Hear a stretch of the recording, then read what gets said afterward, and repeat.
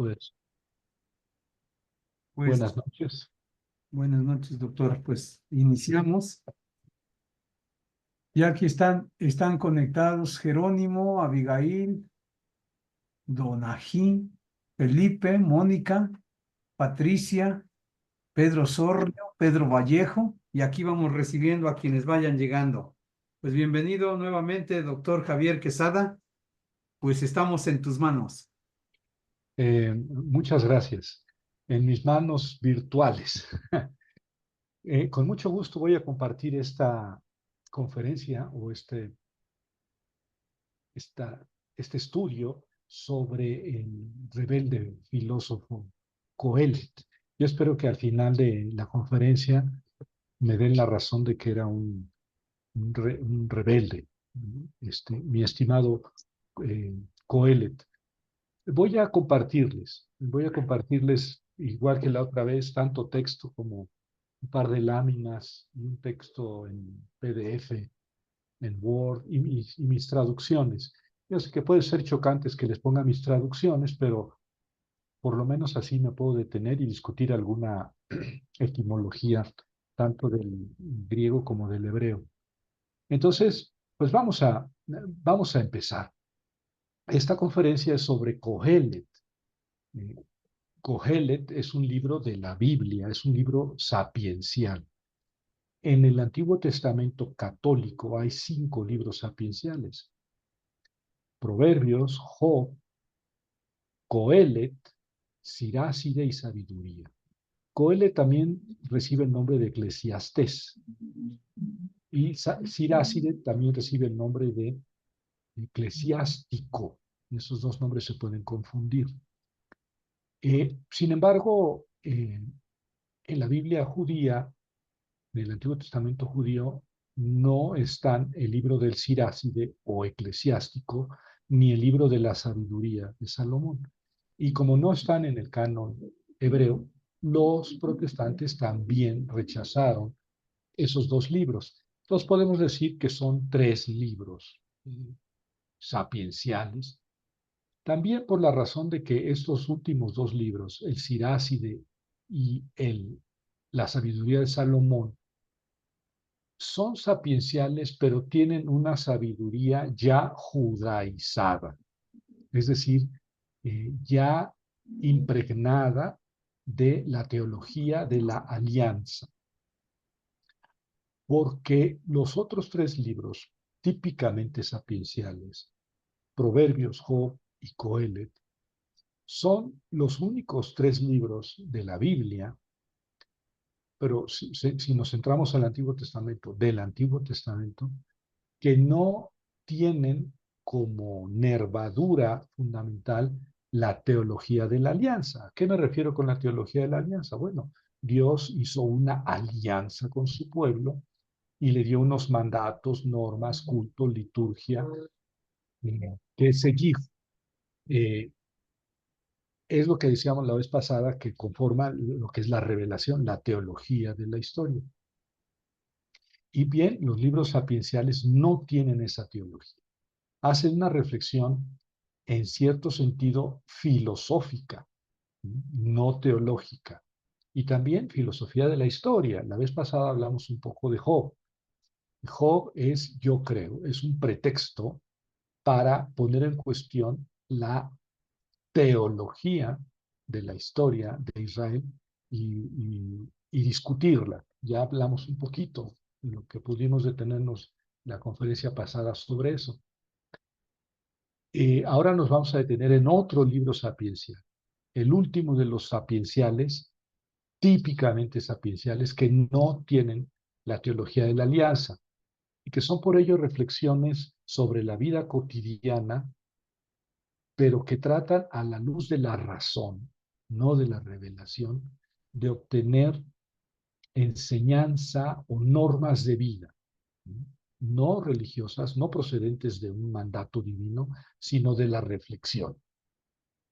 Y esto hace Proverbios, Job y Coelet. Y hoy me voy a centrar en mi Coelet. Entonces empiezo a compartirles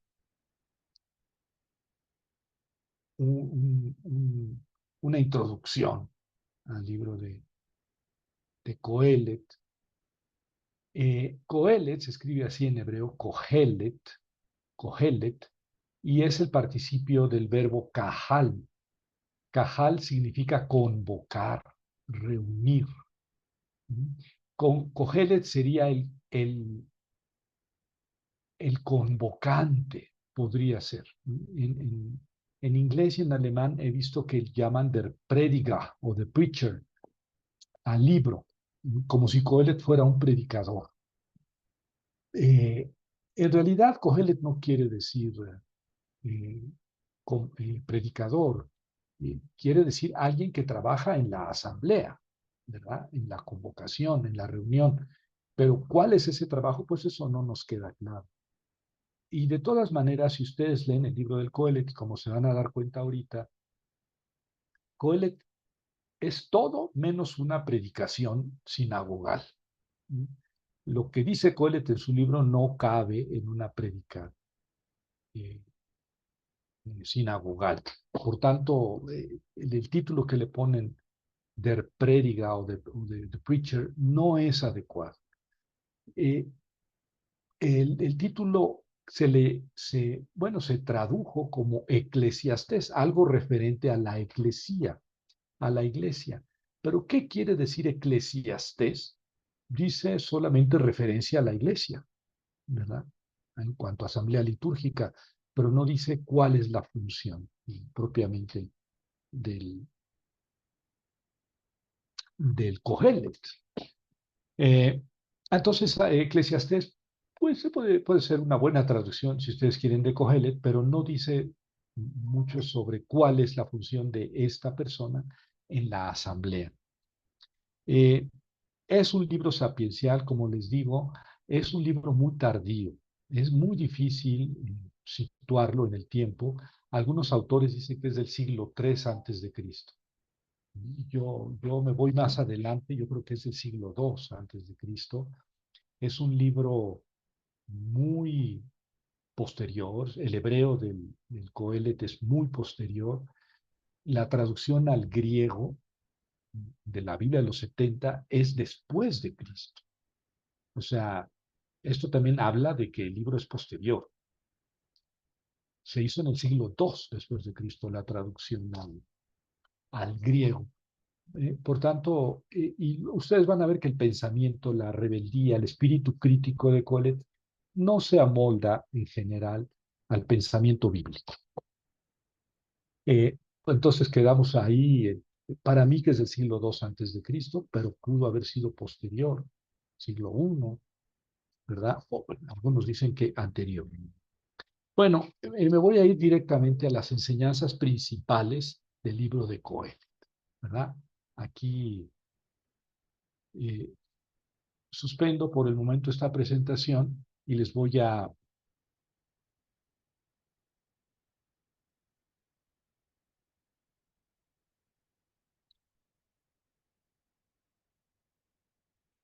poner un texto. Este es un texto que escribí sobre la muerte en el Coelet, que nos va a servir un poco. Pero en esta parte yo pretendo resumir, voy a hacer un poco más grande, pretendo resumir la teología del libro del Coelet en 5 puntos. Porque es un libro muy elusivo, ¿eh? Es un libro muy, muy discutido. Probablemente es el más discutido de toda la Biblia. ¿Eh? Ahí discutimos y no llegamos a muchos acuerdos. El primer punto, de los 5 en que yo puedo resumir el libro, es que los bienes de la vida no son estables y no constituyen una ganancia. Eh, lo que uno haga en la vida no constituyen ganancia porque no son sólidos, no trascienden. Les voy a leer el texto eh, del capítulo 2, versículo 11. que es muy ilustrativo de la manera del pensamiento de Coelet a este respecto. Me volví a todas mis obras, las que habían hecho mis manos. ¿Sí lo están viendo el texto?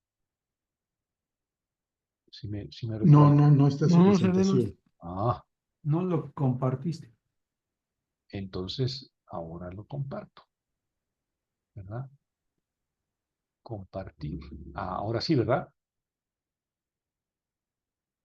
Ahora sí. Sí, ya está. Sí, ya está. Sí. Ah, pero este es un, discúlpenme, es que no soy muy ducho en esto. Ahora voy a compartir. eh,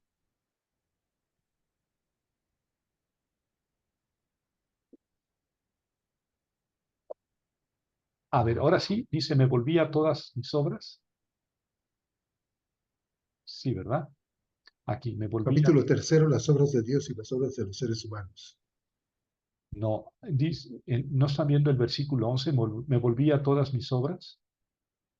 No dice adelante, es el capítulo 3, Ah, versículos 1 al 22.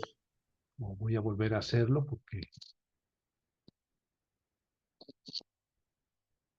A ver, ahora sí, versículo 11. ¿Sí? Me Ahora vol- sí ya. Sí, maestro. Dice en el capítulo 2, versículo 11, me volví a todas mis obras, las que habían hecho mis manos, y la fatiga con que me fatigué para hacerlas. Y he aquí que todo es necedad y anhelo de viento. No hay ganancia bajo el sol. Es Salomón, ¿verdad? El gran sabio, rey Salomón, que se vuelve a todo lo que hizo en sus días, en sus años de rey, y dice, todo es necedad. Es mi traducción de la palabra Hebel, que en las Biblias en español traducen como vanidad. Todo es vanidad, pero es una pésima traducción. Todo es necedad y anhelo de viento. No hay ganancia bajo el sol. Aquí es del griego, aquí es del siriaco. Y luego dice en el versículo 12, me volví a examinar la sabiduría, la locura y la necedad. Pues, ¿qué hará el hombre que vendrá después del rey, o sea, después de mí, sino lo que ya le hicieron? Sí, la historia es pura repetición. Vi que hay ventaja de la sabiduría sobre la necedad, así como hay ventaja de la luz sobre la oscuridad. El sabio tiene sus ojos en la cabeza, en su cabeza, pero el necio camina en la oscuridad. Hay diferencia entre ser sabio y ser necio. También sé que una misma suerte llegará a ambos. O sea, sí es diferente ser sabio que ser necio, pero la misma suerte llegará a los dos. Los dos se van a acabar. Como la suerte del necio, ay, ay, ay, dije en mi corazón, mi suerte será como la suerte del necio. ¿Para qué adquirí sabiduría? Dije aún más en mi corazón, también, que también esto es absurdo. Entonces, no hay ventaja, no hay nada sólido en el ser sabio. Finalmente, sabio y necio todos terminan igual. La siguiente eh, conclusión de Coelet es que Dios es el que hace la historia. Dios no es el ser humano. Les voy a leer ahora un texto y nos vamos a detener en, a ver si pasa directo. Ahora están viendo el capítulo tercero. Sí, Todavía no, sigue su presentación anterior. sí, porque no sé yo hacer las cosas. Pero ahora sí. Capítulo tercero. Ahora sí, ¿verdad? Sí, Este es el texto para mí más brutal, más cargado de significación en el Antiguo Testamento. Y filosóficamente de toda la Biblia, ¿eh? De toda la Biblia. No le pongo este texto enfrente a cualquier otro texto en materia de filosofía de la Biblia. Dice así, ustedes conocen esa primera parte. Todo tiene su momento y todo asunto su tiempo bajo el cielo. Tiempo de dar a luz, tiempo de morir. Tiempo de plantar, tiempo de arrancar lo plantado. Tiempo de matar, tiempo de sanar. tiempo de destruir, tiempo de construir, tiempo de llorar, tiempo de reír, tiempo de lamentar, tiempo de bailar, tiempo de arrojar piedras, tiempo de recoger piedras, tiempo de adquirir, tiempo de perder, tiempo de guardar, tiempo de tirar, tiempo de rasgar, tiempo de coser, tiempo de callar, tiempo de hablar, tiempo de amar, tiempo de odiar, tiempo de guerra, tiempo de paz. Bueno, este es un poema, bueno, que inicia el capítulo 3 del Coelet, y como ven, se refiere a tiempos cósmicos que no tienen que ver con el ser humano, pero también se refiere a tiempos humanos, tiempo de amar, tiempo de odiar, que hay más humano que eso, ¿no? Tiempo de guerra y tiempo de paz. Entonces todo tiene su tiempo y todo tiene su momento, ¿verdad? Esto pues cualquiera lo sabe, ¿no? Tiempo de las cosas naturales, de los fenómenos naturales, cósmicos, y tiempo propiamente del ser humano. Pero luego miren cómo concluye, cómo comenta esta poesía. ¿Qué gana el trabajador con su fatiga? Es decir, el ser humano, ¿qué gana si todo tiene su tiempo? Ah, caray, entonces, ¿quién puso el tiempo de las cosas?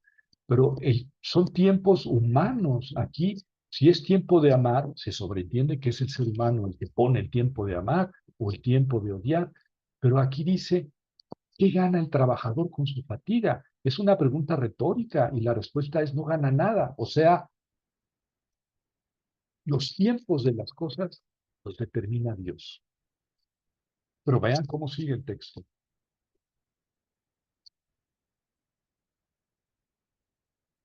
Es que este texto me encanta, tanto que lo he comentado muchas veces. Dice en el versículo 10, leí 3:9, ahora 3:10. Examiné la tarea que Dios dio a los hombres para que se ocupasen en ella. O sea, Dios da a los hombres una tarea para que se ocupen en ella. Hizo todo bello a su tiempo. Ah, ahí está la afirmación fundamental. Dios hizo todo bello a su tiempo. O sea, todo aquello de lo que hablamos antes no es algo que Dios disponga en la historia. Dios es el que hace la historia y Dios hizo todo, amar y odiar, que son acciones específicamente humanas, Dios las hizo y las hizo a su tiempo. Sin embargo, puso el anhelo en sus corazones. Dios puso el anhelo en los corazones de los seres humanos. Y dice aquí, sin embargo, es decir, hay una adversativa. Dios hizo todo bello a su tiempo, sin embargo, pero, puso el anhelo en sus corazones. ¿El anhelo de qué? ¿El anhelo de qué? Aquí estoy traduciendo Haolam como el anhelo. Eh, Dios hizo todo a su tiempo, pero puso el anhelo en los corazones de los hombres. ¿El anhelo de qué? Y aquí está la negativa, sin que encuentre el hombre. Entonces aquí Dios está jugando con el ser humano. Dios hace todo bello a su tiempo, pero pone el anhelo en los corazones los corazones del ser humano, pero el hombre no encuentra. ¿Qué es lo que no encuentra? La obra que Dios hizo de principio a fin. Es decir, Dios hace todo y lo hace todo a su tiempo, ¿verdad? Y el ser humano no encuentra la obra que Dios hizo de principio a fin, es decir, no entiende, no entiende lo que Dios hace. El tiempo de nacer, de morir, de recoger piedras, de tirarlas, que Dios hace, el ser humano no lo entiende. Dios lo hizo y lo hizo bello a su tiempo, pero el ser humano no entiende a pesar de que tiene el anhelo en su corazón, el anhelo de entender, el anhelo de comprender. Por esto yo digo que bueno, no por esto, pero todos mis estudios sobre el Coelet me llevan a la conclusión de que el problema del libro que plantea el libro del Coelet es que el ser humano no puede comprender. Bueno, por eso es lo segundo. Lo segundo, lo primero es que el ser humano no hace la historia. La historia la hace Dios. ¿Sí? Todos los tiempos los fijó Dios y el ser humano no puede encontrar, no puede entender la obra de Dios. Esta afirmación es precisa y exactamente contraria a toda la Biblia. Por eso digo que Coelet es el filósofo rebelde. Toda la Biblia, toda, de Génesis a Apocalipsis, incluyendo el Nuevo Testamento, dice que el ser humano o algunos seres humanos pueden entender y comprender la obra de Dios. Es lo que platicábamos allí, lo que hacían los profetas. Los escritores sagrados pretenden conocer cuál es el hilo, el sentido que Dios da a la historia. Pues bien, Coelet llega y dice, no es verdad. El ser humano no encuentra, no descubre la obra que Dios hace de principio a fin. Si bien Dios lo hace todo, el ser humano no comprende. Yo quiero, ahora que llegue al cielo, porque yo me voy a ir al cielo, no sé usted, ahora que llegue al cielo, bueno, no ahora, dentro de 43 años que yo vaya al cielo, me voy a encontrar ahí con todos los autores, todos los personajes del Antiguo Testamento y autores, Isaías, Jeremías, Ezequiel, Daniel, Nahum, Oseas, Amós, todos los profetas y todos los autores de la Biblia, y yo les voy a decir, a ver, ustedes se sientan aquí, en este podio, en este panel, y del otro lado se van a sentar Job y Coelet. Pero Job va a estar calladito, Coelet va a hablar. Y el primero impaciente en hablar va a ser Coelet, y va a decir, son unos mentirosos. Los seres humanos no podemos entender lo que Dios quiere y lo que Dios hace. Y todos los demás van a decir, claro que sí podemos entenderlo. Todos, porque de eso dice, de eso se trata la Biblia. En el fondo, Dios actúa en la historia y algunos seres humanos pueden entenderlo y decirle a los demás de qué se trata, de qué va, decimos ahora. Bueno, eh, el ser humano entonces no puede comprender, pero fíjense cómo sigue, el texto es lapidario. Reconozco que no hay nada mejor para ellos, para los seres humanos, sino alegrarse y pasarla bien mientras viven. No hay nada mejor. Parece desencanchado esto de lo anterior, pero no, está perfectamente engarzado. No hay nada mejor para ellos sino alegrarse y pasarla bien mientras viven. ¿Por qué? Pues porque no entienden por qué. Si no entiendo por qué Dios me manda un salario de 100,000 pesos mensuales, no entiendo por qué, no sé por qué, no alcanzo a descubrir las intenciones de Dios. Entonces, ¿qué me queda? Pues si Dios me lo da, lo disfruto. Ahí está el sentido de este versículo. Dado que no entendemos a Dios, pues disfrutamos de lo que Dios nos da. ¿Por qué me lo da? No lo sé. No me lo da porque sea bueno, no me lo da porque sea malo. En esto estamos de acuerdo con Job. Dios no da premios a los buenos ni castigos a los malos en esta vida. Eso no es cierto. Entonces, si algo me da, pues lo recibo y lo disfruto. Me lo dio Dios.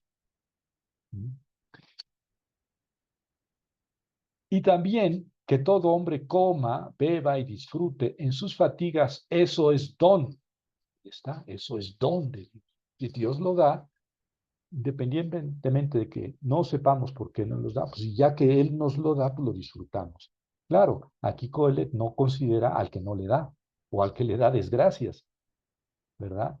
Pero tampoco, en el caso de Job, que Dios le dio muchas desgracias, tampoco vale la pena preguntarle a Dios por qué. Fíjense que Coelet reacciona al libro de Job en cierta forma diametralmente. de manera completamente diferente. Todo el libro de Job se podría resumir en la pregunta ¿por qué? ¿Por qué? Job le pregunta a Dios, ¿por qué me hiciste esto? ¿Por qué? Y Dios que no responde, ¿verdad? Dios que al final no responde. Y Job entiende que Dios no le va a responder. Pero entonces, a partir de Job, empieza Coelet. Dice, pues, ¿para qué le preguntas por qué? Ni, es absurdo preguntarle a Dios por qué, porque Dios no va a responder. Entonces, si Dios te da males y eres bueno, disfrútalos, sobrevívelos. Dios los envió. Es verdad, Dios determina toda la historia, pero no conforme a la bondad o maldad de la persona. Si te envía males, pues, súfrelos. Si te envía buenos, disfrútalos. ¿Por qué? Porque Dios los envió. Eso es don de Dios. Versículo 14. Sé que todo lo que Dios hace será para siempre. Ojo. O sea, si los que están dudando de mi interpretación de Coelet, fíjense, el texto. Sé que todo lo que Dios hace será para siempre. A ello no hay que añadir, a ello no hay que sustraer. Dios lo hace todo, lo acaba de decir, y el ser humano no puede añadir ni quitar. Esta es el pleno pesimismo coeletiano. Coelet es un pesimista, porque el ser humano no hace la historia. El ser humano no puede añadir ni quitar a lo que Dios ha determinado. Y así, dice, hace Dios que lo respeten. Lo que sucede ya sucedió antes y lo que sucederá sucedió. Y Dios restaura lo pasado. Vi además, bajo el sol, en el lugar del derecho está la iniquidad y en el sitio de la justicia la maldad. Me dije, Dios juzgará al justo y al pecador, porque ahí hay un tiempo para cada ocupación y para cada cosa. Pero ¿cuándo lo juzgará? Joel no cree en la resurrección. Dios lo juzgará, pues porque Dios es Dios y lo juzgará, pero ¿cuándo? Eso no lo sabremos. Dije en mi corazón acerca de la conducta de los hombres. Sucede así porque Dios los prueba para que concluyan que son como animales entre ellos. Porque la suerte, fíjense, esto es otro texto lapidario, porque la suerte del hombre, estamos hablando del futuro, ¿no? La suerte del hombre es como la suerte del animal. Una sola suerte es la de ellos. Como muere este, así muere aquel. Como mueren los animales, muere el ser humano y se acabó todo. O sea, la idea de la resurrección no está en Coelet. Y parece mentira, pero el 90%, el 99% de la Biblia se escribió sin bueno, del Antiguo Testamento. Se escribió sin la perspectiva de la resurrección. Es decir, Abraham no creía en la resurrección, ni Isaac, ni Jacob, ni José y sus dos hermanos, ni Moisés, ni toda la ley, cuando dio la ley Moisés en el Sinaí, no creían en la resurrección, los israelitas. Se escribieron todos los salmos sin la perspectiva de la resurrección. Todos los profetas se escribieron sin la perspectiva de la resurrección.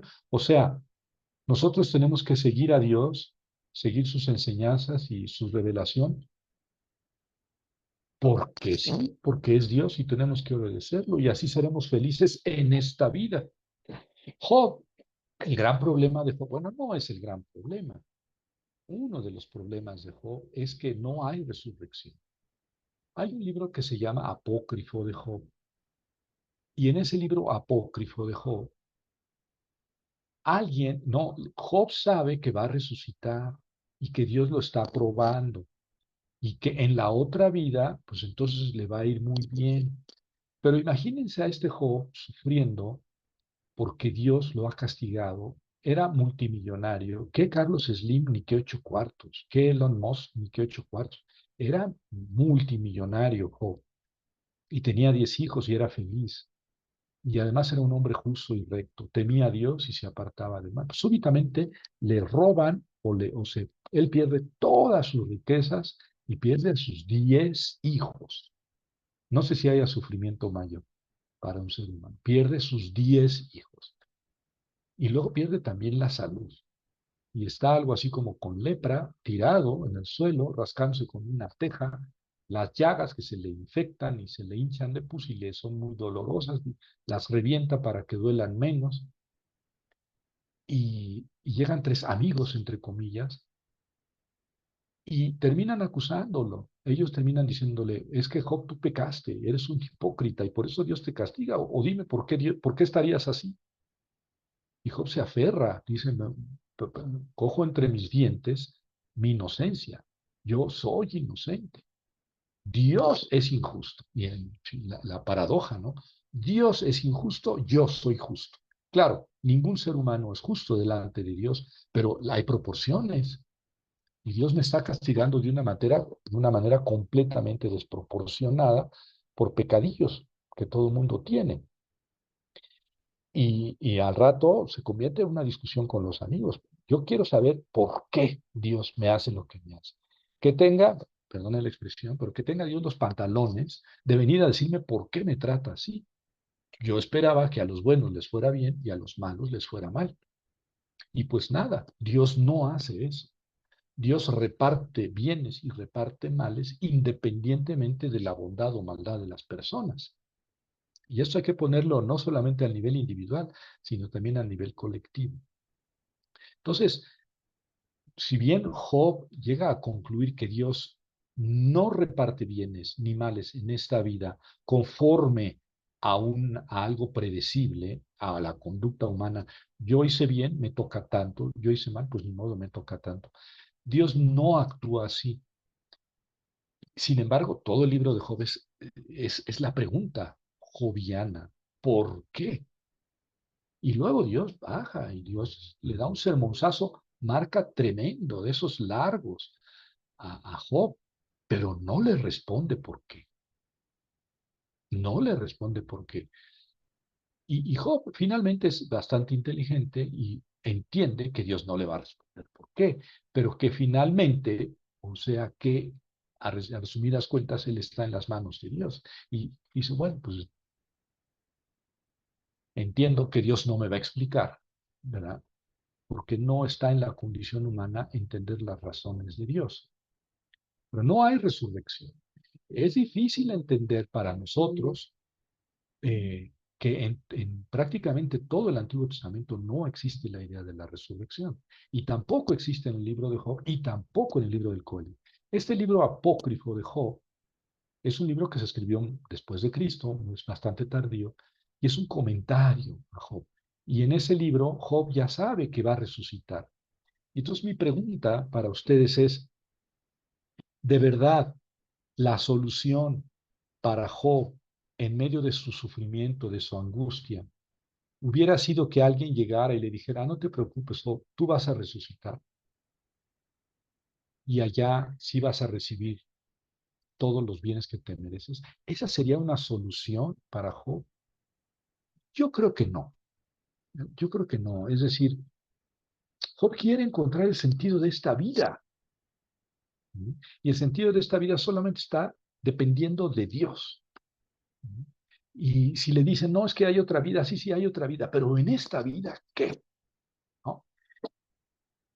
Y entonces dice Coelet, que es posterior, ¿verdad? Dice, como muere este, así muere aquel. Como muere el ser humano, muere la bestia. O como muere la bestia, muere el ser humano.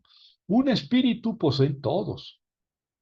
Y la ventaja del hombre sobre la bestia es nula, porque todo es absurdo. Y es la misma palabra que antes traduje como necedad. Aquí me gustó más la traducción. Todo es absurdo. Pude haber traducido necio. En las Biblias en general traducen todo es vanidad, que les digo que no tiene nada que ver con el sentido del libro. Pero sigamos en este capítulo 3. Ambos, el hombre y la bestia, se encaminan hacia un lugar. Todo salió del polvo y todo al polvo volverá. ¿Cómo la ven? Y entonces estaba yo mostrándoles, eh, perdón, estaba yo mostrándoles este trabajito que escribí sobre los puntos fundamentales de la teología coeletiana. Los bienes de esta vida no son estables y no constituyen una ganancia. ¿Por qué? Porque Dios es el que hace la historia. Y como puede darte cosas buenas ahorita, puede darte cosas malas.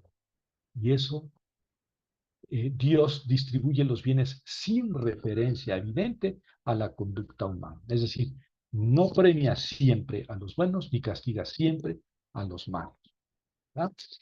Pero hay otro punto.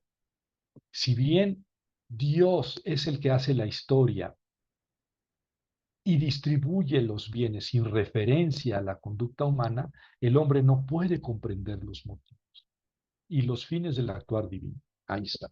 El hombre no puede comprender los fines del actuar divino, del actuar divino. Y les voy a mostrar otro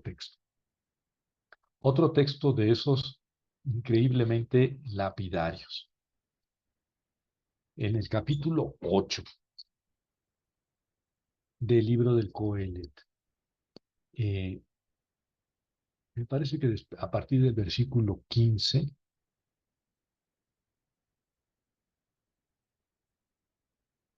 voy a leerles a partir del versículo 11. No.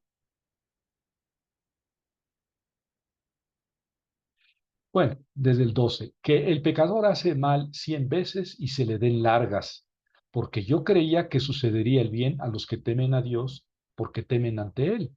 Y habría que completar, y le sucedería mal a los malos, porque son malos. Versículo 12. Versículo 13. Y que no sucedería el bien al pecador, ni alargaría sus días como sombra, porque no tuvo temor del Señor. Esa era la doctrina tradicional que que Coelet pensaba que era lo normal, pero no es cierto. Eso ya desde Job estaba claro que no era así. Esta es digamos, así lo querían ver los israelitas y así lo quisieron ver los judíos, que Dios premia a los buenos y castiga a los malos, pero la experiencia se encargó de mostrarles que no. Fíjense cómo sigue el capítulo 8. Existe un absurdo que se hace en la tierra, que hay justos a quienes sucede según las obras de los malvados, y hay malvados a quienes sucede según las obras de los justos. Y digo que también esto es absurdo. Otra vez la misma palabrita. Es necio, no tiene sentido. Sin embargo, yo alabo la alegría. Otra vez vuelve. Hay que a la alegría al comer y beber. Pues no hay nada mejor para el hombre bajo el sol, sino en comer, beber y alegrarse. Eso acompaña su fatiga los días de su vida que Dios le da bajo el sol. Es Dios quien lo da. Entonces, si Dios te da comida, bebida y cervezas, pues Dios te las dio, pues tómalas. ¿Por qué te las dio? ¿Quién sabe? Eso no lo podemos saber. Por eso Coelet es un pesimista, no podemos comprender a Dios, pero es un hedonista. Hay que disfrutar de la vida, pero hay que comprender por qué. No es un hedonista nada más porque sí. ¿Por qué propone disfrutar, comer y beber y pasarla bien? Pues porque no se puede entender a Dios. Y si Dios da, pues es porque lo quiso dar. Y entonces lo que nos toca es disfrutarlo. Esa es la razón de fondo. Pero luego vean este versículo 16 y luego el 17. Entonces me dediqué a aprender sabiduría y a mirar la ocupación que se desarrolla sobre la tierra, que ni de día ni de noche prueban sus ojos el sueño. Y luego vean este versículo el más tremendo, bueno, el segundo más tremendo que encuentro en la Biblia, porque el primero es el capítulo 3, versículo 11, que dice que Dios puso el anhelo en el corazón, el anhelo de comprender, pero el hombre no puede comprender. Entonces hay una traición divina. El hombre no puede comprender ni hacer la historia, pero Dios puso el anhelo en su corazón. Ah, qué suave, qué suave. Dios puso el anhelo, pero el hombre no alcanza a entender. Y vean este versículo 17. Y vi todas las obras de Dios. Digamos, el conjunto de las obras de Dios, podemos pensar en una línea de tiempo. La idea que Dios tiene de la historia. Vi todas las obras de Dios. No es capaz el hombre de descubrir la obra que se realiza bajo el sol. El hombre, el ser humano, aquí dice el hombre, es Ha-Adam. En realidad yo traduzco aquí el hombre por costumbre, pero Ha-Adam es el ser humano, ¿no? No es capaz el ser humano de descubrir la obra que se realiza bajo el sol. No se puede, no hay capacidad en el ser humano para ver los planes de Dios. Ya lo negó una vez, no es capaz el hombre. Primera negación. Lo voy a poner con rojo. Por más que se fatigue el hombre, otra vez, el ser humano, por más que se fatigue el hombre en buscar, no encontrará. No y no, no es que yo sea necio, es que ahí dice dos veces no. No es capaz, por más que se fatigue, no encontrará. Y lo el colmo, aunque diga el sabio conocer, no el sabio. Porque aquí habla del hombre en general, el ser humano, pero aquí dice, aunque diga el sabio conocer, no es capaz de. No me vengan con el cuento de que hay personas capaces de comprender la obra de Dios. No, eso es mentira, eso es falso. Nadie puede hacerlo. Por eso digo que yo pongo a Job, a Coelet junto con Job, pero especialmente a Coelet tomando la palabra, junto con todos los demás, incluso con Jesucristo.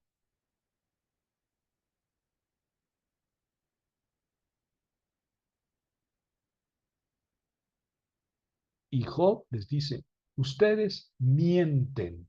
Nadie puede entender lo que Dios quiere.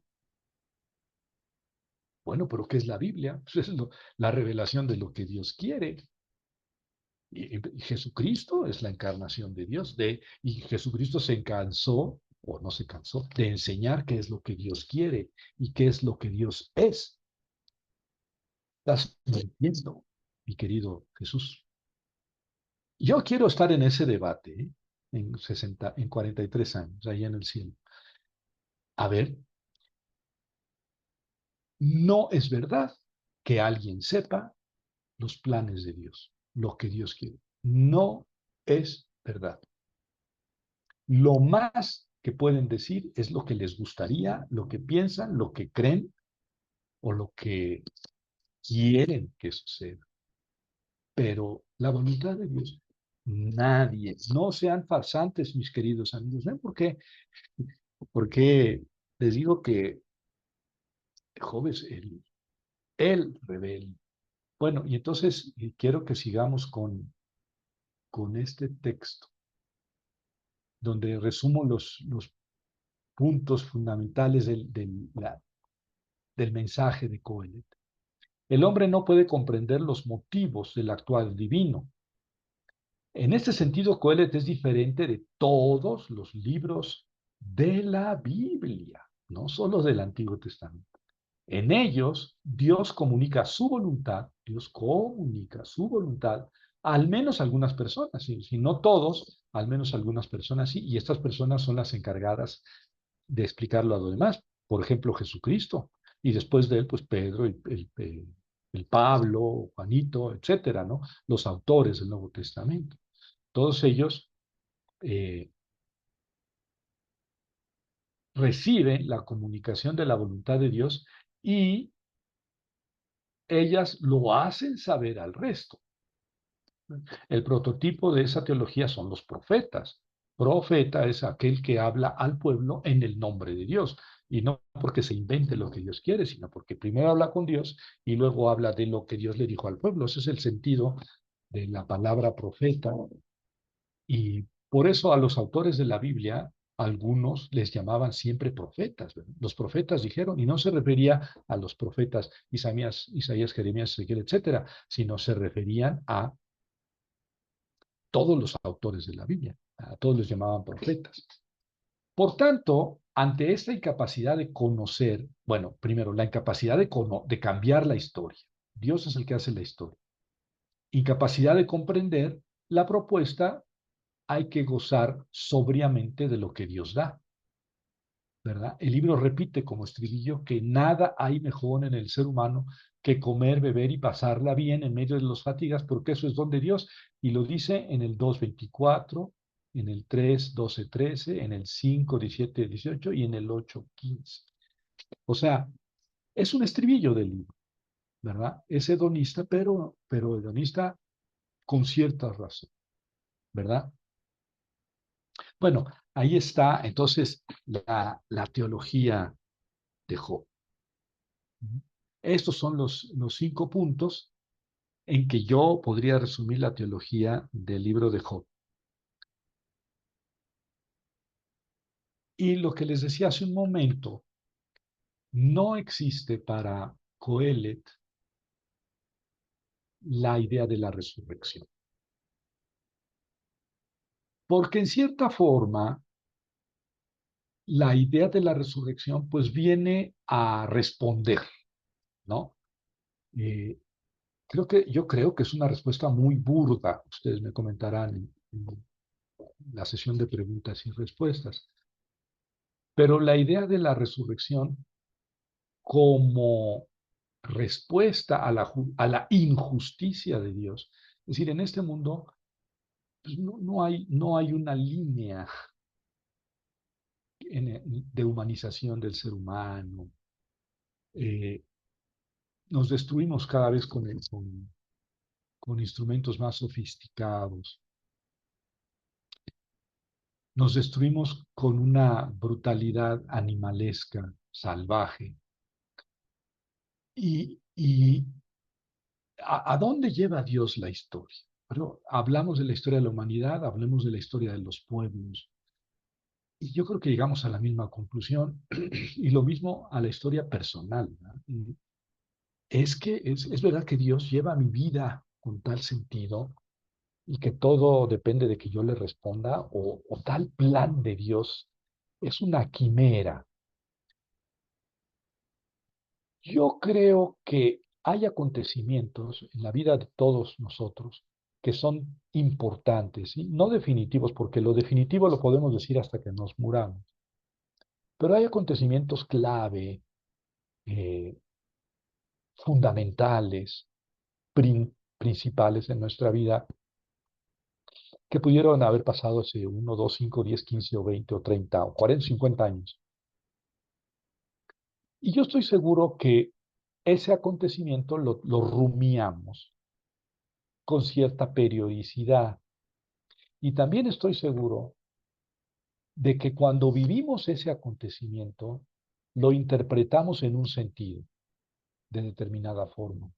Y que pasados los años, viendo el acontecimiento de adelante para atrás y todo lo que ha transcurrido a partir de él hasta el presente, lo interpretamos de manera diferente. Le dimos otra perspectiva. Y luego, cuando 5, 10 o 15 años después volvimos a revivir ese momento, ese acontecimiento, le dimos otra interpretación. Y yo me he sorprendido interpretando aquel acontecimiento de forma diametralmente opuesta a como lo hice hace 15 años, o 20 años, o 30 años, o como cuando sucedió. Entonces, podemos conocer el plan de Dios o nos imaginamos que lo estamos conociendo. Y esto en la vida individual, como en la vida colectiva, ¿no? Del mundo. Entonces, la respuesta de la resurrección, bueno, en el Antiguo Testamento hay 2 textos que hablan de la resurrección. Ya me contradije aparentemente, les dije que el 90% del Antiguo Testamento se hizo sin la perspectiva de la resurrección, y así es. Hay solamente 2 libros que hablan de la idea de la resurrección, que la aceptan con claridad, y es el libro de Daniel y el segundo libro de Macabeos. Estos 2 libros son más o menos de mediados del siglo segundo antes de Cristo, sobre el 160 antes de Cristo. Y los 2 libros se escriben en la misma época, bajo la misma perspectiva. Y se trata de una persecución brutal que están sufriendo los judíos por parte de un rey que los quiere casi exterminarse o que se conviertan, o que dejen el judaísmo y se conviertan a la religión griega. Y entonces desata una persecución casi genocida. Y el pueblo está siendo exterminado, aniquilado, en unos momentos muy, muy difíciles. Y claman a Dios y Dios no les responde, ¿no? Y vuelven a clamar y Dios sigue callado. Y entonces, en los dos textos surge la idea de la resurrección como una respuesta a la injusticia de esta vida. Si en esta vida hay injusticia y hay muerte, hay gente buena, pueblos buenos que sufren hasta la muerte. Y hay pueblos malos y gente mala que la pasan muy bien, viven en la opulencia. Pero hay otra vida. Y en la otra vida sí van a ver quién es quién. Ahí sí a los buenos les va a ir bien y a los malos se van a ir a la chamusquina eterna. La idea de la resurrección surge como una respuesta a la injusticia de Dios en esta vida. Si es que algunos todavía pensaban que Dios era justo en el sentido de que daba cosas buenas a los buenos y malas a los malos. Ahí surge la idea de la resurrección, 150 años antes de Cristo. El cristianismo se basa, vamos, no es lo único, pero se basa, toma como base esa afirmación. El cristianismo no inventó, no inauguró la idea de la resurrección, eso ya venía de antes. Jesucristo lo que hizo fue asumir esa creencia en la resurrección, que ha sido muy criticada desde, por ejemplo, Carlos Marx decía la religión, el sentido de la resurrección, de la otra vida, es el opio del pueblo, es la droga, es lo que adormece al pueblo. Porque claro, en esta vida te va mal, pero mira, así lo quiere Dios, ¿no? Lo importante es la otra vida. Entonces tú gánate la otra vida, gánate, entre comillas, como si uno se pudiera ganar la otra vida. Lutero diría pues, que es la peor tontería, la peor afirmación que se ha dado en la historia, pretender que alguien puede ganarse el cielo. Pero bueno, hacer méritos y no perder el cielo, por lo menos no perderlo, a aceptar a Jesús y aceptar la redención de Jesús para que en la otra vida, entonces sí, ya no vamos a sufrir pues durante unos años, aunque sean 100 de nuestra existencia, pero ya que se compara eso con la eternidad. En ese sentido, decía Marx, la religión es opio, es droga, es adormecedor. Y bueno, así surgió la idea de la resurrección en el Antiguo Testamento. Así surgió. Ante la persecución y la muerte inexplicable, se plantea la idea de la resurrección, ¿verdad? Y yo digo se plantea porque estoy viendo las cosas de abajo para arriba. Un sacerdote, un teólogo dirá, no, es que Dios reveló que había, bueno, pero tú estás viendo las cosas desde Dios y Coelet dice que tú no puedes decir nada de lo que Dios quiere, de lo que... ¿no? Eh, entonces estoy viendo las cosas desde el punto de vista filosófico, por eso estoy hablando de Coelet. Si estuviera viendo las cosas desde el punto de vista teológico, sí podría decir es que Dios se esperó hasta el final del Antiguo Testamento para revelar a los seres humanos la idea de la resurrección. Está bien, está bien. No, no entro, ni siquiera entro en ese punto porque estoy haciendo el enfoque filosófico. Entonces, la idea de la resurrección surge de la injusticia de Dios y surge como una respuesta. Pero yo creo que, como en el caso de Job, si a Job alguien le dice en su sufrimiento, no te preocupes, tú vas a resucitar y en la otra vida sí, yo creo que el sufrimiento de Job no baja, no se atempera. Job lo que quiere es encontrar un sentido para esta vida, para lo que le está pasando aquí y ahora. Y eso es lo que no le ofrece nadie. De los 4 amigos con los que discuten, no le ofrecen. Ni siquiera Dios cuando le habla después, ¿eh? No le ofrecen una explicación adecuada. Bueno, hay el libro, como ya vimos, La muerte en Coelet es el fin. Lo dijo en el capítulo 3. El hombre y la bestia tienen la misma suerte. Muere uno, muere el otro. El mismo espíritu tienen. Se van los dos al polvo. Es una afirmación brutal. Y es una afirmación en contra, no solamente que desconoce la resurrección, sino en contra. Esto quiere decir que muy probablemente cuando Job escribe, ya algunos judíos habían aceptado la idea de la resurrección, porque no todos la aceptaron. Incluso, ustedes saben, en tiempos de Jesucristo, muchos judíos no aceptaban la idea de la resurrección. Los saduceos le preguntan, a ver, Jesús, ¿tú qué dices que hay resurrección? Una señora, una mujer se casó, murió su esposo sin tener hijos y entonces el hermano del esposo la tomó como esposa porque así era la ley del levirato. También murió el segundo sin darle hijos. Y entonces el tercer hermano la tomó y así los siete. En la otra vida, ¿de quién va a ser esposa? Le están poniendo un caso extremo y ridículo que no tiene otra respuesta lógica que pues de ninguno, ¿verdad? Porque no hay resurrección. Por poco que pensemos en serio en la idea de resurrección, nos vamos a encontrar con preguntas semejantes. Y sin embargo, Jesús dice, no allá ni habrá ni esposos ni mujeres, y serán como ángeles, no ángeles, como ángeles. Bueno, el caso es que en tiempos de Jesús muchos judíos no aceptan, y en la actualidad muchos judíos no aceptan la idea de la resurrección. Muchos judíos sí, pero para muchos judíos no hay. Lo que hay es esta vida. Eso podría explicar. Bueno, alguna vez yo escuché, creo que Juan Pablo II dijo que si no existe otra vida, no existe la posibilidad de una ética en esta. Y no estoy de acuerdo que mi querido Juan Pablo II, también me voy a comer un pollito con él ahora que llegue allá,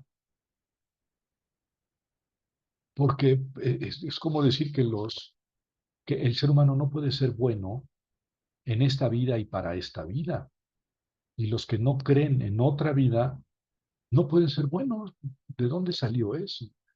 Yo tengo para mí que hay tanta maldad en el cristianismo y en el islam como en el judaísmo y en otras religiones que no aceptan la existencia de otra vida. Y tanta bondad en unas como en otras. O sea, mm, eh, la resurrección no es el fundamento de la ética. No.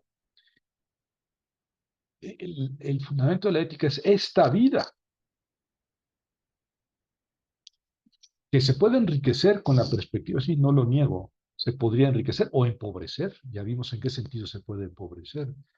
Eh, Pero hay varios textos de Coelet que reniegan de la idea de la resurrección. Una vez estaba en una conferencia de biblistas de esta asociación y un sacerdote que hizo su tesis sobre Coelet expuso algunos de estos textos y él concluyó que Coelet deja abierta la posibilidad de la resurrección. Y yo, no, ¿qué le iba a decir, no? Pero es que es exactamente y precisamente lo contrario.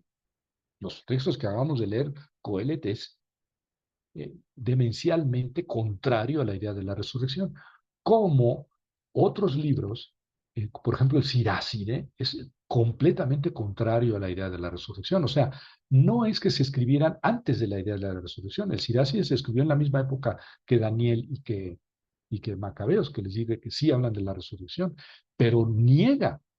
Y el Siráside dice, mira, no seas menso, no seas cobarde, te vas a morir, todos vamos a morir. No nos hagamos mensos. Mira los caballos, mira los perros, mira los gusanos, mira los árboles, mira la fruta, todo muere. Nosotros tenemos, acostúmbrate. Dios es inmortal, nosotros somos Siráside. Es un libro de la Biblia que dije que está en la Biblia católica, pero no en la protestante ni en la judía. Pero es también del siglo II y niega beligerantemente la idea de la resurrección. Lo mismo pasa con Coelho. Vamos a ver unos textos. 2:16. Porque no hay recuerdo del sabio como del necio para siempre. Ya en que ya los días que vienen todos son olvidados y así muere el sabio como el necio. Aquí no dice que no haya resurrección, dice que en este mundo todos son olvidados y que mueren unos y otros. Bueno, pues esto ya lo sabemos. Pero más adelante, ese es 2:16. En 3:18-21, que ya lo leímos, pero vuelvo a leer por si hiciera falta. Sobre la conducta de los seres humanos reflexioné así. Dios los prueba y les demuestra que son como bestias, porque el hombre y la bestia tienen la misma suerte. Muere el uno como la otra, y ambos tienen el mismo aliento de vida. En nada aventaja el hombre a la bestia, pues todo es vanidad. Todos caminan hacia la misma meta. Todos han salido del polvo y todos vuelven al polvo. ¿Quién conoce el espíritu del ser humano? Él sube a lo alto, mientras el espíritu del animal desciende a lo profundo de la tierra. Veo que no hay nada mejor para el hombre que gozar de sus obras, pues esa es su paga. Pero ¿quién le guiará a contemplar lo que ha de suceder después de él? Aquí un incauto podría decir, ¿quién conoce el espíritu del hombre? Él sube a lo alto, el espíritu del hombre, a lo alto, mientras el espíritu del animal desciende a lo profundo. Sí, pero estamos hablando del espíritu del hombre. El espíritu del ser humano es el soplo de Dios. No es el ser humano, no es el alma que se va al cielo con Dios, no. Es el soplo de Dios que regresa a Dios. Cuando Dios sopla, todo se llena de vida. Es el ruaj, la ruaj de Dios. Cuando Dios retira su espíritu, todo se muere. A eso se refiere. No está hablando de que haya una pervivencia o supervivencia del ser humano. Más bien aquí está lo que es muy claro, ¿no? El ser humano y la bestia son iguales, todos se mueren, ¿no? Bueno, y luego en el capítulo 9, versículos 1 a 10, es un texto un poco más amplio. Lo voy a leer y no lo voy a comentar mucho.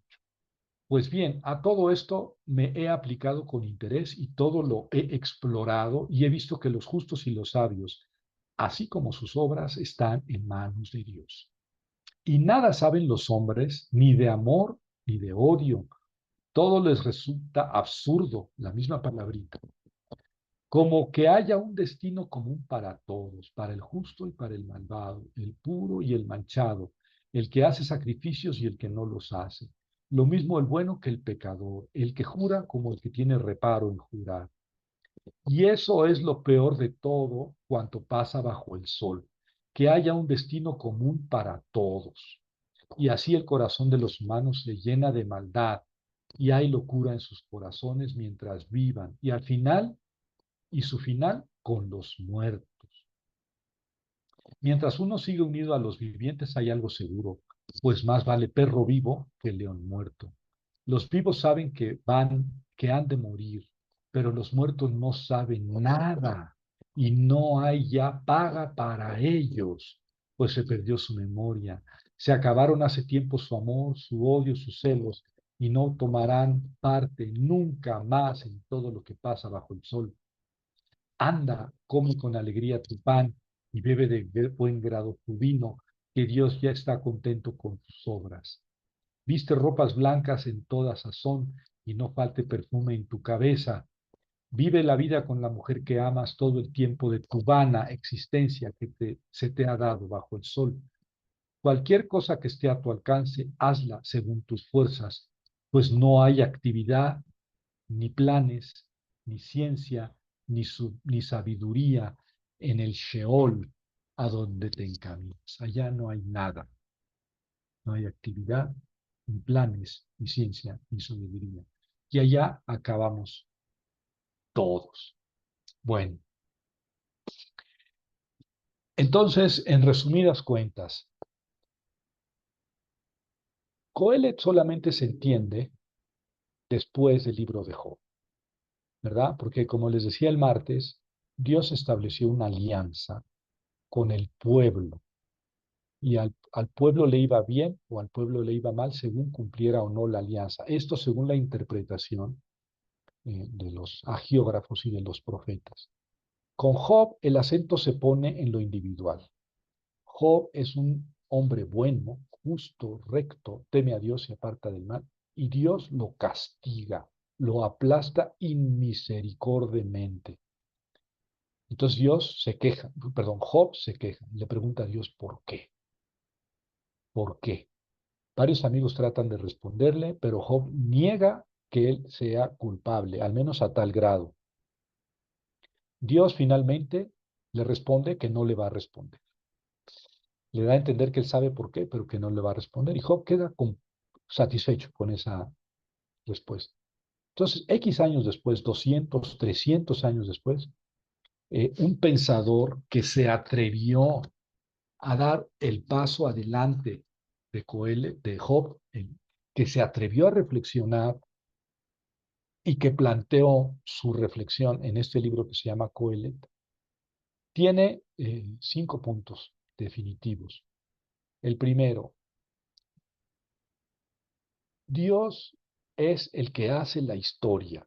El ser humano no añade ni quita nada. Dios fijó el tiempo de todas las cosas. Eso lo dice Coelet. 2, el ser humano, las cosas que el hombre pueda hacer en su historia no son válidas, no tienen fundamento. Todo se pierde, todo es inconsistente porque no se sabe por qué lo dio Dios o por qué lo habría de quitar. 3, el hombre no entiende, no es capaz de comprender las obras que Dios hace en la historia. Es decir, el sentido de la historia. El por qué una cosa u otra está fuera de los alcances de la condición humana. El ser humano vive bajo techo. Dios está arriba en el cielo. El hombre, si voltea la vista hacia arriba, va a ver su techo, no a Dios. Que no diga que lo entiende porque es falso. Cuarto, dado que el ser humano no puede comprender a Dios, si Dios le da cosas buenas, el ser humano las aprovecha. Si no se las da, pues, ¿quién sabe por qué no se las dio Dios? Eso tampoco lo podemos saber. Aguántate, como buenamente puedas. Eh, si tienes comer y beber, tómalo, acéptalo, disfrútalo, porque es don de Dios. Y quinto, no existe una resurrección en donde Dios pueda equilibrar lo que no hizo en esta vida. Con esta vida se acaba la vida del ser humano. Es una ilusión que hay otra. Entonces, o le encontramos sentido en esta vida, no nos hagamos patos. Bueno, ahora ustedes tienen la palabra. Yo no he dicho lo que yo pienso, así que no me digan, tú, Javier. No, no, no. Marco, marco las paces venantes. Yo les he expuesto lo que dice el libro del Coelet y les he leído bastante, pero es un libro muy pequeño, son 12 capítulos. En media hora que se sientan lo leen. Claro, para comprenderlo sí van a tomar más tiempo. Yo he escrito sobre Coelet fácilmente unos 10 artículos, publicados en diferentes revistas. Si alguien se interesa, pues me pueden poner un chat en WhatsApp y con mucho gusto le envío los artículos que tengo salvados sobre Coelet, porque es un texto difícil, tiene muchos asegúnes. Pero entonces digo, yo para curarme en salud no he expuesto mi punto de vista. He tratado de exponer el pensamiento de Coelet y no creo exagerar ni ser sensacionalista diciendo que Coelet es el más rebelde, es el más crítico y el más filosófico de todos los autores que encontramos en la Biblia. Y nos plantea, como filósofos, nos plantea un camino diferente del que sigue el resto de la Biblia, sin desacreditar a Jesús y al Nuevo Testamento, porque no es la idea, pero ellos siguen un camino teológico. ¿Sí? Dios ha revelado tal y tal y tal. Y Coelet dicen, momento, tú opinas, tú crees, a ti te gustaría que la voluntad de Dios fuera así, pero conocer a Dios nadie, ni la voluntad de Dios. Bueno, entonces con esto yo quisiera escuchar qué les parece el pensamiento de Coelet y si alguno de ustedes puede responder por qué está en la Biblia, porque es una pregunta. Yo creo que fue el último libro que fue aceptado entre los judíos. Sí, cuando en el siglo, al final del siglo primero después de Cristo, quisieron los judíos definir, determinar, terminar el canon de sus escrituras, creo que el libro más complicado fue el de Coelet. El libro más complicado fue el de Coelet y es evidente por qué. Bueno, ahora sí, ¿qué les parece?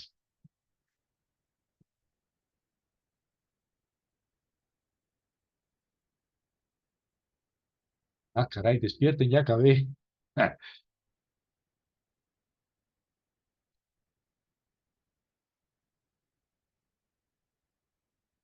díganle a sus compañeros que ya se despierten, que ya acabé. Dice el doctor Javier Quesada que despierten. Sí. Bueno, ya Felipe ya me salvó, ¿eh? Ya levantó la mano. O no era levantar la mano, Felipe. No, sí, sí, doctor. Ah, Definitivamente sí. Pues bueno,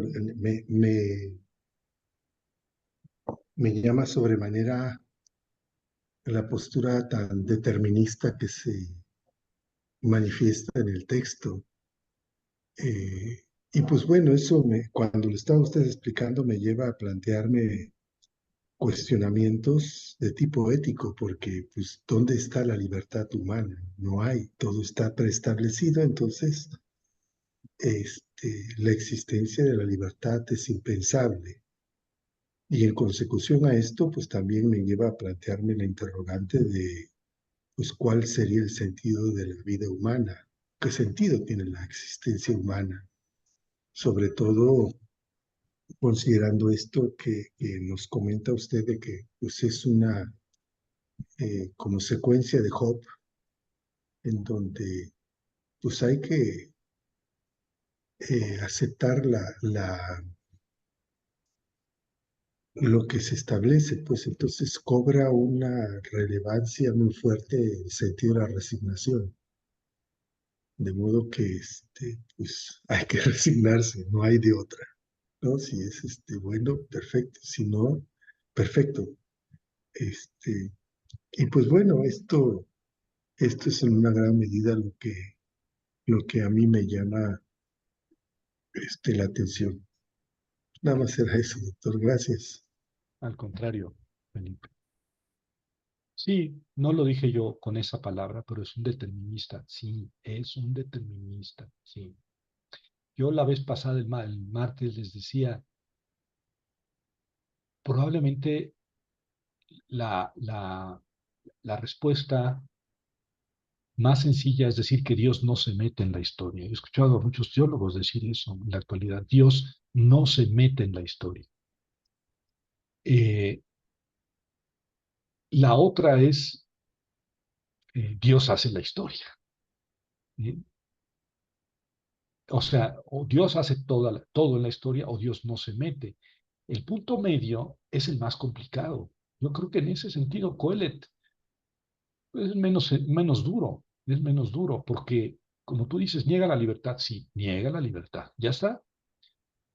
Pero ahora tú afirma la libertad, pero a la vez afirma que Dios actúa en la historia.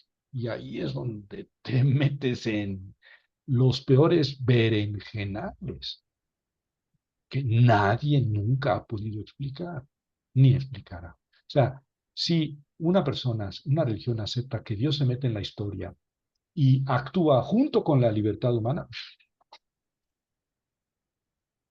a ver, explícalo. Es más sencilla la opción de decir Dios no se mete en la historia. La historia es un aspecto humano. O bien Dios hace la historia y no el ser humano. Ahora, del paso de la afirmación coeletiana a la negación de la existencia de Dios, hay un paso, ¿eh? O sea, eh, es algo que nunca hizo Coelet, ¿verdad? No, nunca negó la existencia de Dios. Más bien tan defiende la existencia de Dios que aniquila la libertad humana. Pero si negáramos que Dios actúa en la historia, que es algo, digamos, lo contrario de la afirmación de Coelet, negar que Dios actúa en la historia, pues si Dios no actúa en la historia, ¿para qué queremos a Dios? Si en resumidas cuentas, o sea, de que Dios no actúa en la historia a que Dios no existe, pues no hay más que un paso que es muy fácil de dar, ¿no? Dios se convierte en alguien inútil, ¿no? Pero lo queremos en la historia y entonces ahí entra el problema. Y yo creo que la solución coeletiana finalmente es menos difícil, en este sentido más racional, más lógica, que la bíblica, que el resto de la Biblia acepta tanto que Dios actúa en la historia como que el ser humano es libre. Es más sencilla la opción coeletiana. Claro que no estamos acostumbrados, porque en esta cultura cristiana en que vivimos, todo es gracias a Dios. Y también es por qué Dios, ¿no? Dios lo permitió, Dios no lo quiera. Mi mamá decía, Dios no lo quiera, pero ojalá. Y ojalá quiere decir Dios lo quiera, Alá lo quiera. Dios no lo quiera, pero Dios lo quiera. Bueno, mejor hablen ustedes, yo ya se me secó la boca.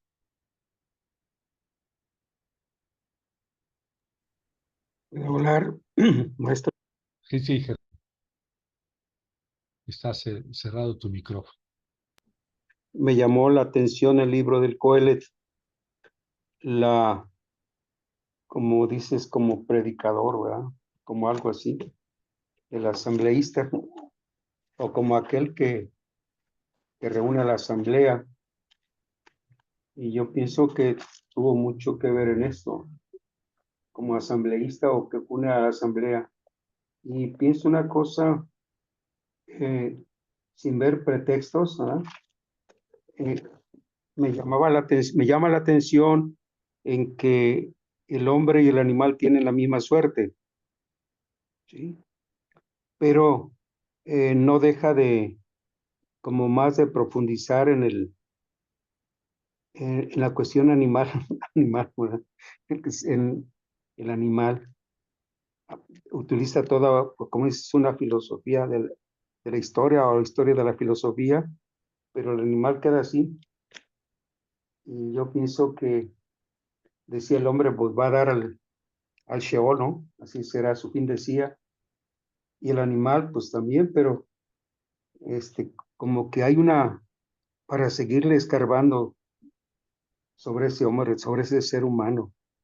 Me parece que por ahí hay como para seguir reflexionando en ese, lo demás que hace, pues como un don de Dios, las cosas que va haciendo como un don de Dios.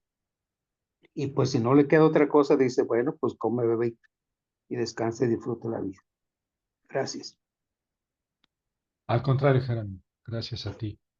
Eh, eh, sí, yo al principio les decía, es difícil concebir este libro como un sermón, como una prédica sinagogal. Más bien, no sé ustedes qué opinan, ¿no? Tiene cara como de una clase de filosofía. Eh, Algunos dicen que es un testamento de un maestro, de un sabio, que dejó sus notas sobre la vida, sobre sus reflexiones y que alguien las recogió y las publicó.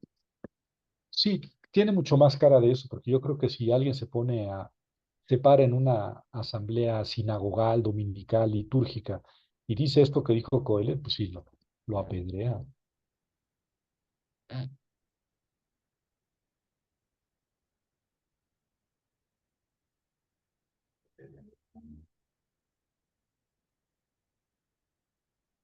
Oigan, a este Juvenal me va a pagar 2 horas de conferencia y pues, Salvador, me salvas el sueldo. Venga,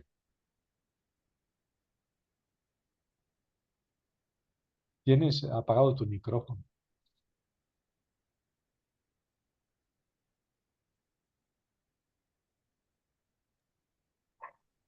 Pues es que me quedo igual que Felipe, así lo citaba hace un momento, sin palabras, como que hay muchos determinismos ahí, pero dentro de todo eso, pues quiero encontrarle un poquito de sentido. Estudiando a Víctor Frank, que yo creo que más de uno de ustedes debe de conocerlo, padre de la logoterapia, transita por 3, 4 campos de concentración, ¿sí? Eh, y bueno, platica toda su experiencia y dice, bueno, todo el mundo perdía la conciencia de lo que quería hacer, ¿no? Todo el mundo buscaba la salida más rápida de todo ese sufrimiento que padecían en los campos de concentración. El ejemplo que más me llama la atención, por ejemplo, me decía, bueno, cómo mis compañeros se aventaban sobre las alambradas para morir electrocutados o acribillados por los soldados alemanes. Y al final la pregunta es, bueno, ¿y yo por qué me salvé? Cuando murieron millones. Y me entra un poco la parte esa de que todo lo que tengas que hacer en esta vida, hazlo porque no hay otra, ¿sí? Que dice Coelet. Y ahí, ahorita que estabas comentando todo eso, me viene a la reflexión porque en lo que he estado leyendo con él, dice, bueno, al final de cuentas, pues sí, no hay nada más allá, pero sí le tenemos que encontrar un sentido a todo lo que hacemos, a todo lo que vivimos aquí. Y él sí defiende una parte no ética, una parte espiritual del ser humano, ¿no? Y él, pues, habla obviamente desde un punto de vista psiquiátrico. Dice, bueno, a lo mejor no le llama resurrección, pero dice, tenemos que trascender. Aún como seres humanos tenemos que trascender. Yo no sé si voy a resucitar, si va a haber otra vida, si va a haber lo que sea, pero tenemos que trascender. Y esa trascendencia se da en el servicio a los demás. Y eso es un poquito con lo que me quedo en toda esta charla que mencionaste y todo lo que dijiste sobre Coelet, que todavía me deja así medio. Turulo. Exactamente, exactamente. Fíjate que curiosamente, sí, ahí voy Jaime, curiosamente, Salvador, Coelet, una vez que expliqué el curso de Coelet con los jesuitas, eh, terminando la exposición del Coelet, no sé, fueron 8 o 10 horas de clase sobre Coelet. Terminando, uno de ellos dijo, oye, Coelet era un burgués. Sí, Coelet era el hijo de David. Y yo me imagino a Coelet en contraste con Job. Job estaba tirado en el suelo, rascándose sus heridas, sus llagas, este, y en el máximo sufrimiento que puede tener un ser humano, porque más allá de todas las riquezas, incluso de la salud, perdió a sus 10 hijos, ¿no? Yo no sé si hay. Bueno, el texto lo que quiere decir es que el sufrimiento era el mayor que puede tener un ser humano. Por eso pone que murieron sus 10 hijos. Pero me imagino a Coelet sentado en una poltrona, en un reposet, con un vaso de coca, no coca, no, eso es muy malo para con un vaso, con una cerveza a su lado y fumando pipa y con el control de la televisión en la mano. Y sin embargo, pues reflexionando en esto que escribe. Coelet no es un pensador que genere empatía y no tiene intereses sociales. Nunca en su libro habla de los pobres y de la igualdad y del servicio. Era un rey. Bueno, así se presenta, ¿no? Como rey. que haya un pensamiento social en su libro, no hay nada, no hay nada. Es amargo, Coelho, es difícil, precisamente porque es eh,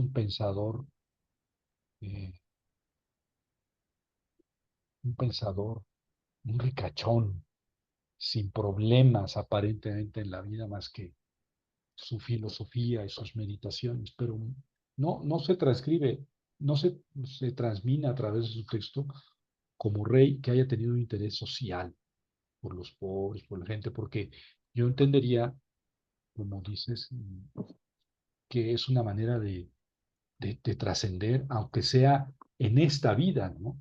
Yo estoy perfectamente de acuerdo, o sea, no es verdad que solamente la otra vida nos haga ser buenos. No, el interés por trascender en esta, por dejar un mundo mejor en nuestro ámbito del que recibimos, ¿no? Eso es una gran motivación de esta vida para esta vida, independientemente de que uno acepte o no otra, ¿no? Perdón, te quité la palabra, Jaime, pero contigo podemos concluir. Sí, muchas gracias, doctor. Mire, yo quizás sea una postura simplista, pero para mí es muy claro entender por qué nuestro personaje, el sabio, no hablaba de la resurrección, pues porque no había venido a Jesucristo a resucitar, porque pues no había resucitado a Lázaro. Jesucristo resucitó una, un fenómeno totalmente desconocido de Coelet. Entonces, así en el Viejo Testamento, muchas cosas no se sabe. Por ejemplo, no se hablaba del Espíritu Santo hasta que vino Pentecostés y hasta que Jesús dijo que dejaba el Paráclito. No se hablaba de eso. Sin embargo, teníamos el antecedente de que Samuel vino y habló con el rey. Samuel ya estaba muerto y vino y habló. Con Saúl, Cosa única, ¿verdad? Rara, porque parece que no hay contacto entre los ambos mundos. Pero me refiero, este sabio, pues no tenía noción de que era posible resucitar, como tampoco podía hablar es decir, hablaban de Yahvé, pero no hablaban de la Trinidad. Yahvé, pues, quedó atrás, porque cuando vino Jesucristo ya no hablaba de Yahvé, siempre decía mi padre, mi padre. Entonces, digo, quizás sea una cosa muy simple, pero por eso no hablaba de la resurrección. O sea, yo creo que la enseñanza del Nuevo Testamento es diferente a la de Coelet en ese sentido. Ahora, todos los pensamientos que dice son así muy radicales, ¿no? Tremendos, ¿no? Este, en todas las cosas que dice que hay que meditar. Yo además me quería referir al punto de la resurrección. Usted decía que no la mencionaba, ni creía, ni nada, pero porque yo creo que era otra mentalidad del Viejo Testamento. No sé cuándo vivió él, 200 años o 300 antes de Cristo. Bueno, yo así lo veo, vaya, muy sencillo, ¿no? Gracias. al contrario. Gracias, Jaime, por tu colaboración. Gracias, Salvador. Y bueno, todos, porque me imagino que, que les ha sido significativo, ¿no? El pensamiento coeletiano. Yo insisto, sé que es un libro difícil, es un libro con diferentes interpretaciones y que no fácilmente se come, indigesta, y no es un personaje que genere empatía, como Job. No hay un lector de Job que no se siente al lado de Job y se ponga a llorar con él y a pelearse con Dios junto con Job. No, Coelet es un filósofo más frío, más filósofo en ese sentido, ¿no? Y, y Bueno, su libro es complicado, pero bueno, a mí me parece que es el libro más filosófico de los que hay en la Biblia. Ya expliqué por qué es un libro sapiencial, junto con Proverbios y Job. Este libro eh, se desprende de la teología de la alianza de Dios con su pueblo, y entonces borda por caminos de la lógica, de la razón, de la experiencia, de lo cotidiano, y no deja de preguntarse por cuestiones fundamentales, pero como ustedes ven en el libro del Coelet no hay teología. Él está razonando, está diciendo, si Dios es el que hace la historia, pues eso es lo que él postula como la mejor interpretación de lo que pasa en la historia, ¿no? Sí, Felipe. Perdón, doctor, me surge una interrogante, no sé, a lo mejor es trivial o no.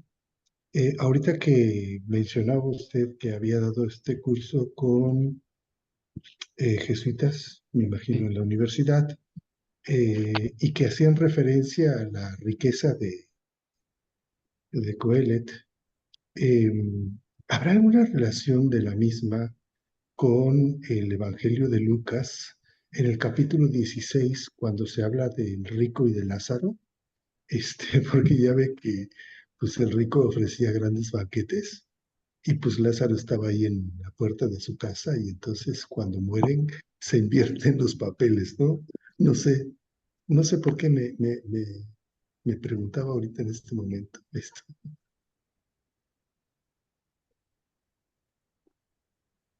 Sí, bueno, es que yo lo traje a colación porque yo no lo había profundizado, y cuando uno de los jesuitas dijo, no, es que es un burgués, o sea, es un tipo desconsiderado del pueblo, no hay ninguna empatía con la gente que sufre, porque dice, si Dios, no hay nada mejor que comer, beber y pasarla bien porque Dios lo da, sí, pero nunca dice, hombre, si Dios no te lo da y estás sufriendo y la llevas muy mal, y, pues aguanta no, nunca tiene esas palabras para las personas que sufren.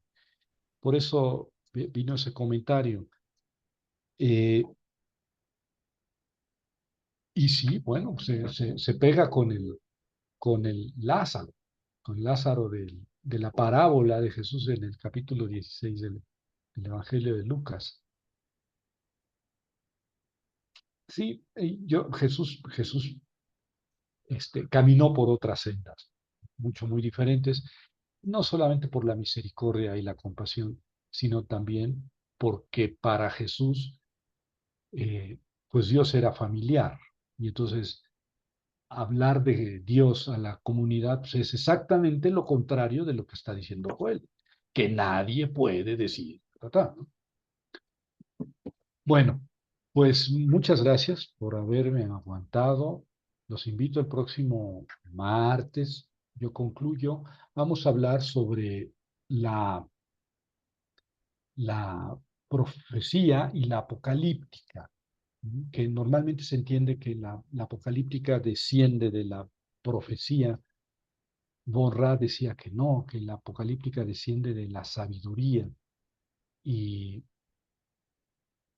bueno, pues eso vamos a discutir la próxima vez, porque la sabiduría y la apocalíptica son suficientemente diferentes.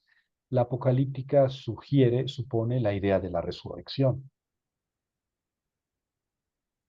Bueno, y entonces esto vamos a hablar, perdón, el próximo martes, porque tiene un trasfondo filosófico también, ¿no?